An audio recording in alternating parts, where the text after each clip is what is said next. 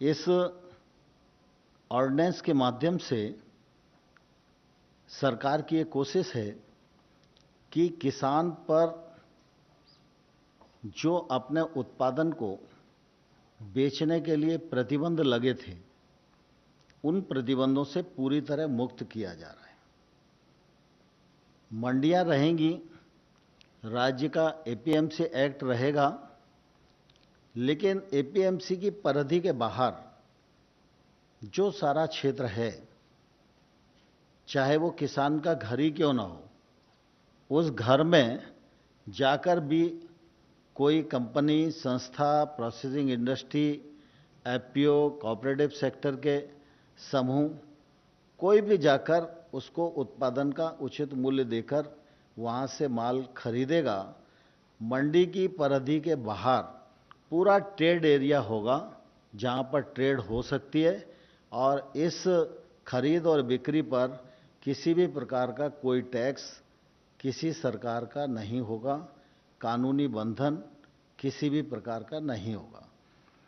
इससे निश्चित रूप से किसानों को एक तो अपने उत्पादन को कहाँ बेचना, किसे बेचना, किस दाम पर बेचना, इसकी स्वतंत्रता और आज़ादी मिलेगी। और दूसरी तरफ आमतौर पर मंडी में जितने लाइसेंसी व्यापारी होते हैं, एक मंडी में ज़्यादा से ज़्यादा 25-30 लाइसेंसी होते हैं।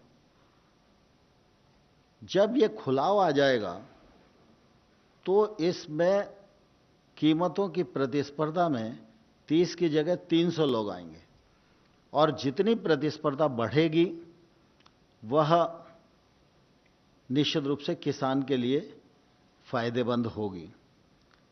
इस में यह भी प्रावधान किया गया है कि बहुत सारी कानूनी अड़चनें न हों, किसी प्रकार का इंस्पेक्टर राज ना आए, क्योंकि मंडी से बाहर निकलेंगे प्रतिबंधों से, फिर कोई दूसरा इंस्पेक्टर आ गया, तो इससे भी बचाव रखा गया। इसलिए किसी के पास अगर पैन कार्ड है तो वह भी व्यक्ति खरीद कर सकता है, एफपीओ खरीद कर सकते हैं, कोऑपरेटिव सेक्टर के पैक्स वगैरह भी खरीद कर सकती हैं, लेकिन पैन कार्ड अगर होगा तो निश्चित रूप से वो लोग खरीद कर सकते हैं।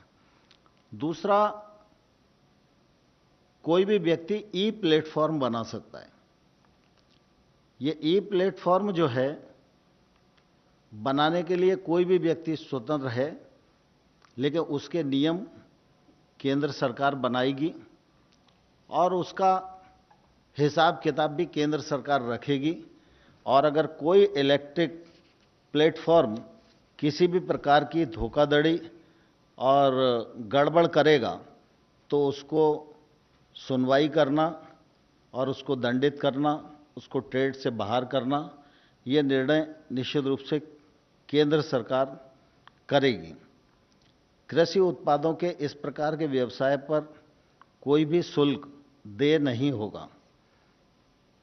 यदि ट्रेडर और किसान के बीच में कोई विवाद की स्थिति बनती है, सामान्य तौर पर हम लोगों ने ये प्रावधान किया है कि किसान को हाल के हाल पेमेंट किया जाएगा, लेकिन अगर किसी स्थान पर प्रक्रिया में कोई देर लगने वाली है, जैसे मान लो उसने चेक दिया और आज शुक्रवार का दिन है तो शनिवार और रविवार बैंक बंद रहेगी, तो उसका पेमेंट सोमवार को ही मिलेगा, तो ऐसी परिस्थिति हमने कहा है कि तत्काल अथवा 3 दिन, और 3 दिन में उसको भुगतान करना ही होगा।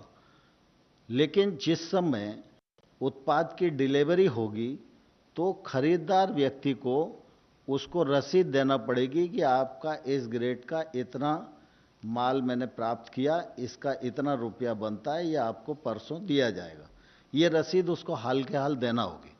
यदि कोई विवाद की स्थिति बाय द वे बनेगी तो ऐसी स्थिति में हम लोगों ने इसको न्यायालय से बाहर रखा है।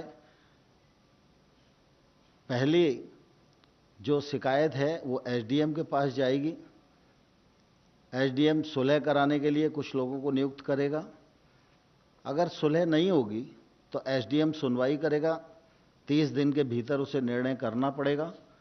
और अगर एसडीएम के निर्णय से संतोष नहीं है तो कलेक्टर के पास अपील हो सकेगी और कलेक्टर उसमें सुनवाई करेगा और निर्णय देगा। इस प्रकार से किसान को निश्चित रूप से इस मामले में पूरी सुरक्षा देने का काम हम लोगों ने किया है।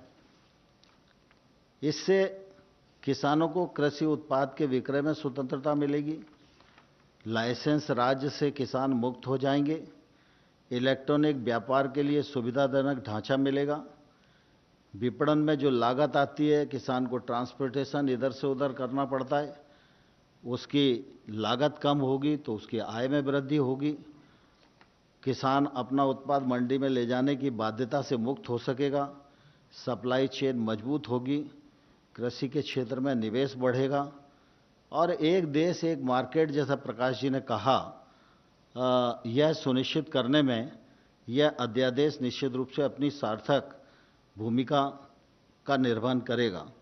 विभिन्न राज्यों के विभिन्न नियम कानूनों के कारण अंतर्राष्ट्रीय कृषि उत्पादों का व्यापार में जो बहुत बाधाएं हैं, वे सब बाधाएं इस अध्यादेश के बाद खत्म हो जाएंगी और यह किसान के लिए एक तौर से बड़ा काम हो जाएगा। इससे किसान की सामर्थ्य बढ़ेगी, उसका उचित मूल्य उसको प्राप्त हो सकेगा और मैं समझता हूँ कि काफ़ी पहले इसकी आवश्यकता जो किसानी के क्षेत्र को जानते हैं वो महसूस करते रहें।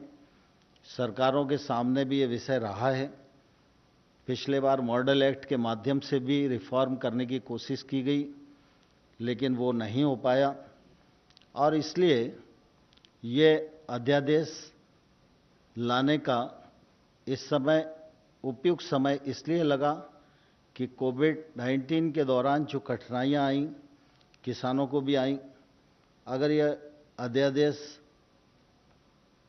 अस्तित्व में होता तो किसान के घर से ही खरीद हो सकती थी।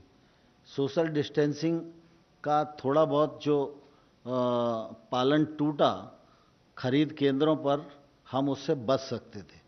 तो इस समय जो फसल बची है वो फसल अच्छे दामों पर बिचे, इसके लिए ऑर्डिनेंस लाना जरूरी था और इसलिए नरेंद्र मोदी जी के दृढ़ संकल्प के कारण यह संभव हो पाया है। दूसरा जो ऑर्डिनेंस है, मूल्य आश्वासन और कृषि सेवाओं के करारों के लिए किसानों का सशक्तिकरण और संरक्षण।